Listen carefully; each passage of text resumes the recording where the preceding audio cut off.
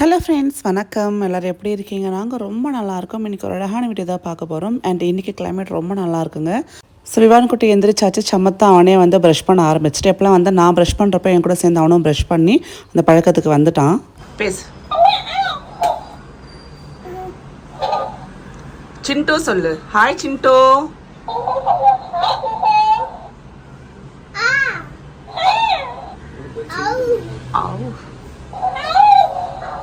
கை ஓவாயிடுச்சான், காட்டுறான் பாரு. பாட்டு பாடுவான். கை ஓவாயிடுச்சா?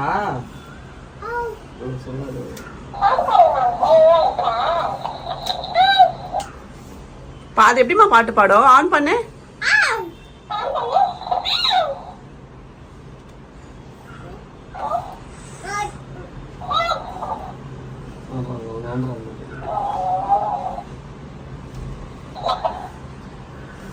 சிண்டு, ஐ லவ் யூ சொல்லு விவானுக்கு.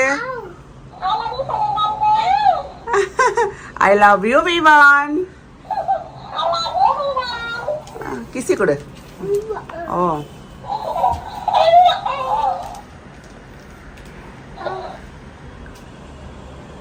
ஐயோ, சத்தம் போடக்கூடாதா?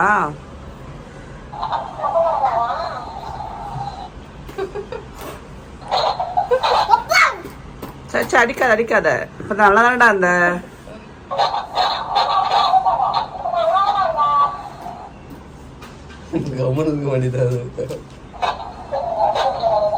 அங்க வச்சிரு, அங்க வச்சிரு. அங்க வை. இப்ப பேசு. ஜானி ஜானி இஸ் பாப்பா eating sugar, no papa. Vivaan குட்டி செல்ல குட்டி, அப்பு குட்டி அம்மு குட்டி. டே விவான், போடா ஜெட்டி போடுறா போயிட்டு.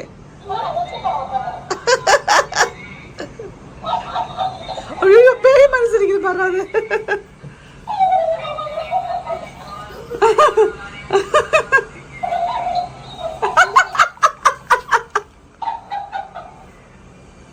ரேவந்த் இவானை தனியாக கீழே நான் பார்க்க கூட்டி போய் விளையாடிட்டு கூட்டிகிட்டு வரமான்னு சொல்லி கேட்டுகிட்டே இருந்தான். பட் மோஸ்ட்லி தனியாக அனுப்ப மாட்டேன். பட் இப்போ 2 பேரும் கொஞ்சம் வளர்ந்துறாங்கனால நம்பி அனுப்பலாம். குழந்தைங்க வந்து வெயிலில் விளையாட போகிறாங்கனால நம்ம வந்து சன்ஸ்க்ரீன் கண்டிப்பாக அப்ளை பண்ணோம் இல்லையா? ஸோ நான் வந்து ரெகுலராக யூஸ் பண்ணது மாமாத்தில் வந்து rich moisturising ultralight sunscreen SPF50+ தாங்க யூஸ் பண்ணிகிட்ருக்கேன். இந்த சன்ஸ்க்ரீன் யூஸ் பண்ணுறதுனால பேபியோட ஸ்கின் வந்து உங்களுக்கு நரிஷ்டாகவும் மாய்ஸ்சரைஸ்டாகவும் இருக்கும். அது மட்டும் இல்லாமல் ரொம்ப ஸ்ட்ராங்கான சன்லேருந்தும் அதே மாதிரி பார்த்திங்கன்னா UVA அண்ட் UVB ரேஸ்லேருந்தும் ப்ரொடெக்ட் பண்ணுங்க. அண்ட் இது பார்த்திங்கன்னா உங்களுக்கு water resistant up to 120 minutes வரையும் தாங்கும். And dermatological tested. இதில் வந்து ஒயிட் காஸ்ட் மாதிரி இருக்காது. ஸோ பொதுவாக இந்த மாதிரி சன்ஸ்கிரீன் அப்ளை பண்ணால் வெள்ளையாக படியும் இல்லையா? அந்த மாதிரி இல்லாமல் ஸ்கின்னோட நல்லா அப்சர்வ் ஆகிடும். அண்ட் வந்து ஃபேஸும் பாடி ரெண்டுத்துலையும் நீங்கள் அழகாக யூஸ் பண்ணிக்கலாம். மாமாத்தோட இந்த சன்ஸ்கிரீன் பார்த்தீங்கன்னா நம்மளுக்கு மேட் சேஃப் சர்டிஃபிகேட்டோட வருது. அது மட்டும் இல்லாமல் டாக்ஸின் ஃப்ரீ. தாராளமாக வந்து குழந்தைங்களுக்கு யூஸ் பண்ணலாம். மாமாத் பார்த்தீங்கன்னா இப்போ உங்களோட ஃபீட்பேக்ஸ் லிசன் பண்ணிட்டு இருக்காங்க. நீங்கள் கொடுத்த ஃபீட்பேக் அடிப்படையில் உங்களோட ஆனியன் ஷாம்புவை வந்து இம்ப்ரூவைஸ் பண்ணியிருக்காங்க.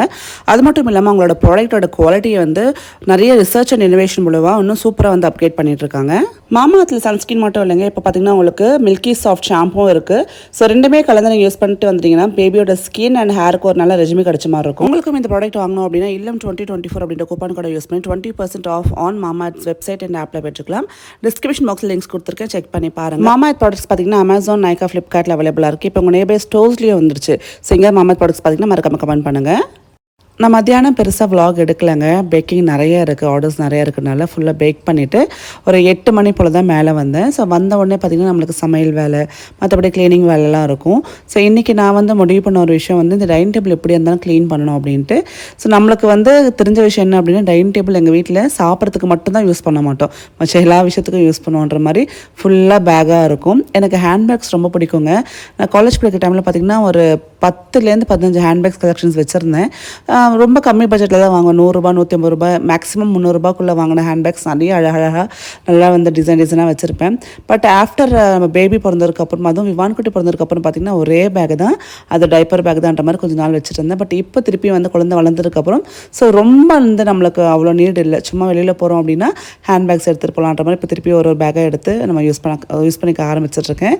ஸோ அந்த மாதிரி பார்த்திங்கன்னா ஜூக்கில் வந்து நம்மளுக்கு வர பேக்ஸ் ஆகட்டும். இப்போ நான் ரீசெண்ட் டைமில் ஷீல்டில் வாங்கின பேக்லாம் ரொம்ப வந்து எனக்கு ஒரு பிடிச்ச ஒரு கலெக்ஷன் சொல்லலாம். ஸோ உங்களோட பேசிகிட்டே ஒரு அழகான விஷயம் இன்றைக்கி நான் பேச போகிறேன். லாஸ்ட் வ்ளாகில் நான் கேட்டிருந்தேன் உங்கள் கூட நிறைய டிஸ்கஸ் பண்ணலாமான்றப்போ தாராளமாக பேசுங்கக்கா, எங்களுக்கு ரொம்ப பிடிக்கும்னு சொன்னீங்க. ஸோ இன்றைக்கி நம்ம வந்து பேச போகிற விஷயம் என்னென்னு பார்த்தீங்கன்னா, பொதுவாக ஃப்ரெண்ட்ஸ் அப்படின்னு வந்தால் இது வந்து ஹஸ்பண்ட் சைடு ஃப்ரெண்டாக இருந்தாலும் சரி, இல்லை நம்ம சைடு ஃப்ரெண்டாக இருந்தாலும் சரி, ஸோ இந்த ஃப்ரெண்ட்ஸ்னால வந்து நம்மளுக்கு லைஃப்பில் வந்து நல்லதா இல்லை கெட்டதா அப்படின்னு யோசிச்சு பார்த்தா ரெண்டுமேன்னு சொல்லலாம். பட் வந்து நிறைய வந்து பேர் சில அதுவும் பர்டிகுலர் சில ஃப்ரெண்ட்ஸ் பார்த்திங்கன்னா, இப்போ ஹஸ்பண்ட் சைடை வச்சுக்கோங்களேன், ஹஸ்பண்ட் வந்து ரொம்ப அவங்களோட ஃப்ரெண்டோட டைம் ஸ்பெண்ட் பண்ணுறது வந்து ஃபேமிலியோட பண்ணுறது இல்லை அப்படின்ட்டு நிறைய வந்து ஒய்ஃப் வந்து ஃபீல் பண்ணுவாங்க இல்லையா. அதே மாதிரி ஒரு பெண் வந்து அந்த மாதிரி 90% இருப்பாங்களான்னு தெரியல. ஏன்னா அவங்களுக்கு ப்ரியாரிட்டி வந்து ஃபேமிலியாக தான் இருக்கும். ஸோ இப்போ குழந்தைங்க ஹஸ்பண்டோட ப்ரியாரிட்டியை தாண்டி தான் ஃப்ரெண்ட்ஷிப்ன்ற ஒரு பிளேஸில் வச்சுருப்பாங்க. பட் ஆணுக்கு வந்து அந்த ஃப்ரெண்ட்ஷிப் அப்படின்றது வந்து ரொம்ப பெரிய விஷயமா இருக்குது. ஸோ ஈவன் அவங்க ஃபேமிலியை விட நான் ஒரு படி அதிகம் அப்படின்ற மாதிரி நிறைய ஆண்கள் நினைக்கிறாங்க இல்லையா. ஸோ உங்கள் ஹஸ்பண்ட் எப்படி? ஸோ ஃப்ரெண்ட்ஷிப்புக்கு நிறைய மதிப்பு கொடுத்து ஃபேமிலின்னு வரைச்ச ஃபஸ்ட்டு ஃப்ரெண்ட்ஷிப் தான் அப்படின்ற மாதிரி போயிட்டு வரா, இல்லை என் ஹஸ்பண்டுக்கு என் ஃபேமிலி தாங்க, நாங்கள் தாங்க கண்ணு, அதுக்கப்புறம் தாங்க மற்றதெல்லாம் அப்படின்ற மாதிரி இருப்பாரா? ஸோ மறக்காமல் இதை பற்றி பேசலாம். நீங்கள் வந்து உங்களோட கமெண்ட்டை வந்து தெரியப்படுத்துங்க. நான் நிறைய பேரை பார்த்துருக்கேன், என்னோடய ஃப்ரெண்ட்ஸோட ஹஸ்பண்ட்லாம் பார்க்குறப்போ அவங்க வந்து பார்த்திங்கன்னா ஃப்ரெண்ட்ஸ் அப்படின்னு வந்துட்டாலே ஃபேமிலி வந்து என்ன தான் டேக் கேர் பண்ணாலும் அந்த ஒரு ஸ்டெப் வந்து கீழே வச்சிடுறாங்க. ஸோ அப்போ அவங்க ஒய்ஃப் என் ஃப்ரெண்ட்ஸ்லாம் என் கூட ஷேர் பண்ணுறப்போ என்ன தான் இருந்தாலும் ஃப்ரெண்ட்ஸுன்னு வந்து அவர் நம்மளை மறந்துடுறாருப்பா அப்படின்ற மாதிரி ஃபீல் பண்ணுவாங்க. நாங்கள்லாம் வந்து ஒரு 4-5 பேர் கும்பலாக உட்காந்து பேசுகிறப்போ இந்த மாதிரி நிறைய தாட் எங்களுக்கு வரும். ஸோ இதை பற்றி நீ பேச ஆஷா, ஏன் வந்து நம்ம இதை பற்றி பேசக்கூடாதுன்னு சொல்லி என் ஃப்ரெண்ட்ஸ் என்கிட்ட நிறைய வாட்டி டிஸ்கஸ் பண்ணியிருப்பாங்க. ஸோ அதனால தான் நான் இன்றைக்கி உங்ககிட்ட கேட்குறேன். ஸோ நீங்களும் என்னோடய ஃப்ரெண்ட்ஸ் தான், என்னோடய விர்ச்சுவல் ஃப்ரெண்ட்ஸ் நீங்கள் எல்லாருமே. ஸோ நான் உங்களை நேரில் பார்க்காட்டியும் உங்களோட கமெண்ட்ஸ் வந்து எனக்கு ரொம்ப வந்து ஒரு விஷயத்தில் ஊக்கமாக இருக்கும். ஸோ அவ்வளோ வந்து டெப்த்தாக இருக்கும். ஸோ அதனால் நீங்களும் இந்த ஒரு டாப்பிக்கில் பார்ட்டிசிபேட் பண்ணிக்கோங்க. நீங்கள் இதை பற்றி என்ன நினைக்கிறீங்க? ஒரு குடும்பம் அப்படின்றப்போ ப்ரையாரிட்டியே ஒரு குடும்பமாக தான் ஒரு ஆணுக்கும் இருக்கணும், பெண்ணுக்கும் இருக்கணும். அப்போ தான் அந்த ஃபேமிலி ஹாப்பியாக இருக்கும். பட் பெண்ணு மட்டுமே எல்லா விஷயத்துலையுமே வந்து சாக்ரிஃபைஸ் பண்ணிக்கிட்டு நான் இப்படி தான் இருப்பேன் அப்படின்னு இருந்தால் ஒரு ஃபேமிலிக்கு வந்து அது ஹெல்த்தியாக இருக்குமா? ஸோ அது வந்து இப்போது வீட்டில் ஆண் பிள்ளைகள் வளர்கிறாங்க அப்படின்னா அப்பாவை பார்த்து பிள்ளைங்களும் அதை தானே கற்றுப்பாங்க.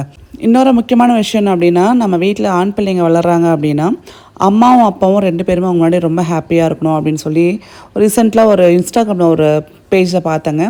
ஏன் பெண் பிள்ளைங்களை விட ஆண் பிள்ளைங்க முன்னாடி வந்து அம்மா அப்பா ரொம்ப அந்யோன்யமாக இருக்கணும் அப்படின்னா, அதை வந்து தான் அம்மாவை தான் அப்பா எப்படி ட்ரீட் பண்ணுறாங்கன்றதை பொறுத்து தான் தன் மனைவியை அந்த குழந்தை ட்ரீட் பண்ணுமா அப்படின்னு சொல்கிறாங்க.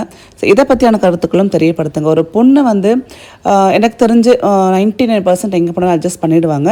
சில மாற்று கருத்து இருக்கக்கூடிய பெண்களும் இருக்காங்க, நான் இல்லைன்னு சொல்லலை. பட் 90% இப்போ நம்மளெல்லாம் பார்க்க வச்சுக்கணும், நம்மளுக்கு எவ்வளோ கஷ்டம் வருது, எவ்வளோ வந்து கருத்து வேறுபாடு இருந்தாலும் நம்ம ஃபேமிலி நம்ம பிள்ளைங்க அப்படின்னு நம்ம வந்து அதெல்லாம் யோசித்து நம்ம கடந்து போயிட்டே இருக்கோம். ஸோ அந்த மாதிரி அட்ஜஸ்டபிள் கெப்பாசிட்டி பெண்கள்கிட்ட இருக்குது. பட் ஆண் பிள்ளைங்க வந்து பார்த்தோன்னா அவங்க அப்பா வந்து ஒரு ரோல் மாடலாக எடுத்துப்பாங்களாம். ஸோ அப்பா பண்ணக்கூடிய நிறைய விஷயங்கள் அவங்க வந்து இன்டெரக்டாக கூட இம்பேக்ட் ஆகும். அதனால் அந்த குழந்தை முன்னாடி நல்ல விஷயங்கள் நிறைய பண்ணணும். அதே மாதிரி அம்மாவை வந்து ரொம்ப கௌரவமாக ட்ரீட் பண்ணணும். ஸோ ஒரு குழந்தை முன்னாடி அம்மாவை திட்டுறது, அந்த குழந்தைய அம்மாவை வந்து அசிங்கப்படுத்துறது வந்து இது அப்படியே தன் மனைவிக்கும் அந்த பையன் பண்ணுறதுக்கு வாய்ப்புகள் இருக்குன்ற மாதிரி சொல்கிறாங்க. ஸோ இதை பற்றி நீங்கள் உங்களோட கருத்துக்களை என்ன அப்படின்றத தெரியப்படுத்துங்க. உங்களுக்கு ஆண் பிள்ளையோ பெண் பிள்ளையோ எந்த குழந்தை இருந்தாலும் அந்த குழந்தைக்கு நல்ல விஷயங்கள் சொல்லி வளர்ப்பது தானே நம்மளுக்கு ஒரு கடமை. ஸோ அது வந்து ஆண் பிள்ளையாக இருந்தானே பெண் பிள்ளையாக இருந்தானே சொசைட்டியில் நல்லபடியாக இருக்கணும், தன் ஸ்பௌஸ் கிட்ட நல்லபடியாக நடந்துக்கணும், அண்ட் ட்ரஸ்ட் அண்ட் ஹானஸ்ட் ரெண்டுமே வந்து கடைசி வரையிலும் கடைபிடிக்கணும் அப்படின்றது நம்ம ஒரு பிள்ளைக்கும் நம்ம சொல்லிட்டு தான் வளர்த்துட்ருக்கோம். ஸோ இதை பற்றி உங்களோட கருத்துக்கள் தெரியப்படுத்திக்கோங்க. சின்ன இந்த வீடியோ பிடிச்சிருந்தா லைக் பண்ணுங்கள், ஷேர் பண்ணுங்கள். பாய்.